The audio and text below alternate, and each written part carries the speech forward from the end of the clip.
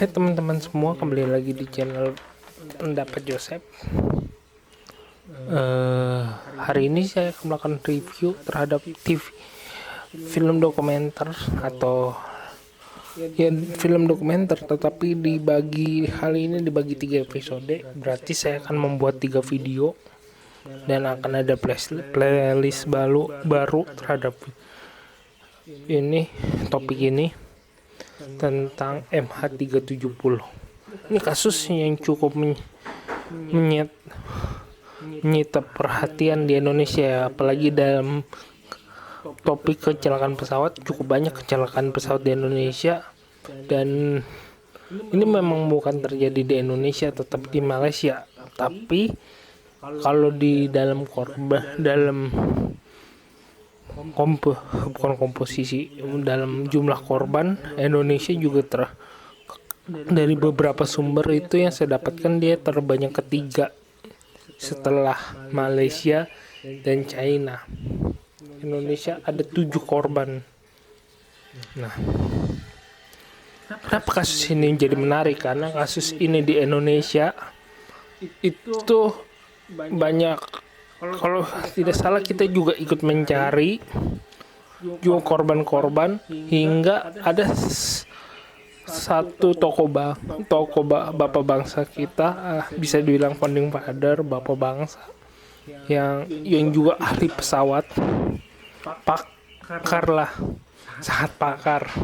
Dia sempat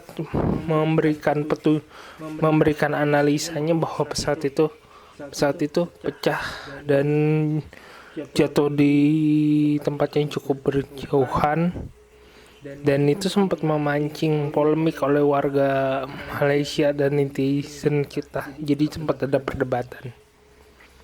Nah, apa yang ditarik film dokumenter ini? Ya memang kalau film dokumenter pasti ada sisi dramanya, selalu ada sisi isu yang harus diangkat. Dan dramanya tidak dibikin-bikin. Terkadang dramanya itu baik itu bisa direncanakan ataupun hadir di dalam perjalanan pembuatan video atau penelusuran fakta, nantinya tuh selalu ada.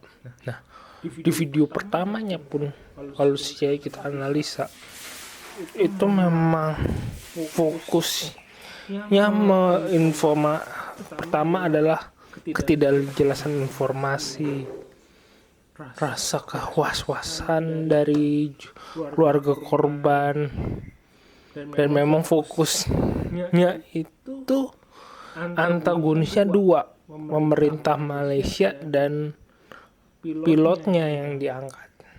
Nah, memang dalam faktanya memang begitu. Sejak kasus ini merebak, diangkat banyak media, memang tekanan terhadap pemerintah Malaysia dan keluarga pilot itu sangat tinggi. Bahkan di Indonesia ini, acara The Aiman juga mengangkatnya. Jadi kalau kita cermati, memang dalam industri jurnalistik kita memang mengangkat kasus ini juga nggak main-main, dan kita banyak pakarnya sebenarnya, mulai dari Alfi, almarhum B.J. Habibie, banyak, dan itu juga terlibat.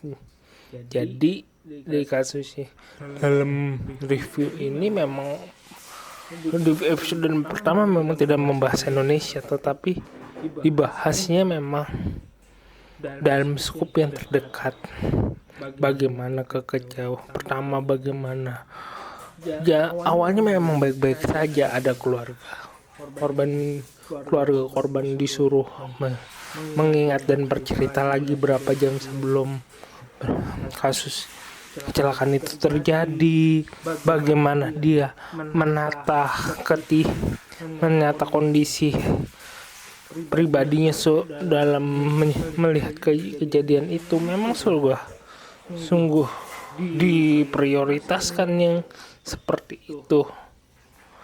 Hingga ada salah satu segmen yang dimana Jeff itu melakukan penelusuran sebagai jurnalis yang cukup paham terhadap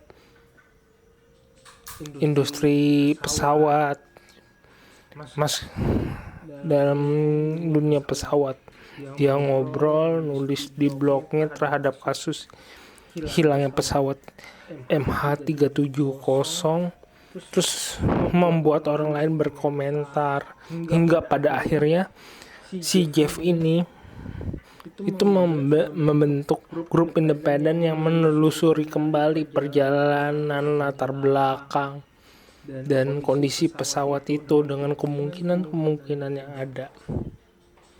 Ya, sebagai tontonan di episode pertama ya sudah memberikan tekanan, jalan cerita yang kuat, hingga backsoundnya pun cukup bagus. Alunan musiknya sebagai background sih cukup smooth, bahkan kondisi heningnya pun cukup pas, ilustrasinya cukup pas. Ya memang tidak, misalnya kita tidak yakin saya kalau apakah ini akan banyak peminat penontonnya di Indonesia, karena ya Viva Uncover juga tidak begitu kuat sebagai film dokumenter yang dicari-cari orang. Setahu saya cuma karena kerusuhan 98 yang dulunya banyak film dokumenternya itu dibeli. Jadi kalau untuk ditonton sebagai produk atau sebagai produk jurnalistik, saya sangat menjangan menontonnya. Kalau kalian ingin menonton bagaimana kejadian itu mengingat kembali, kalian harus menontonnya. Itu aja sih kalau saya. Karena kalau dikatakan episode pertama ya itu yang difokuskan mulai dari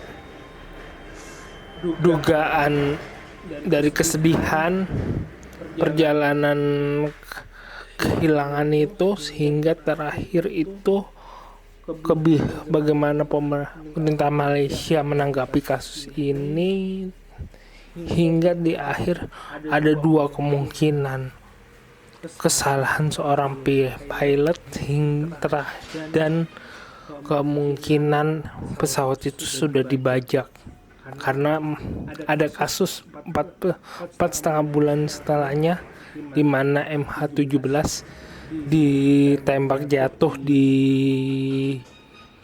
daerah Rusia Ukraina. Mungkin sekian dari saya. Jika suka silakan like, subscribe channel Pendapat Joseph, dan jika mau berinvestasi silakan klik link Saweria jika ada kritiknya. Terima kasih.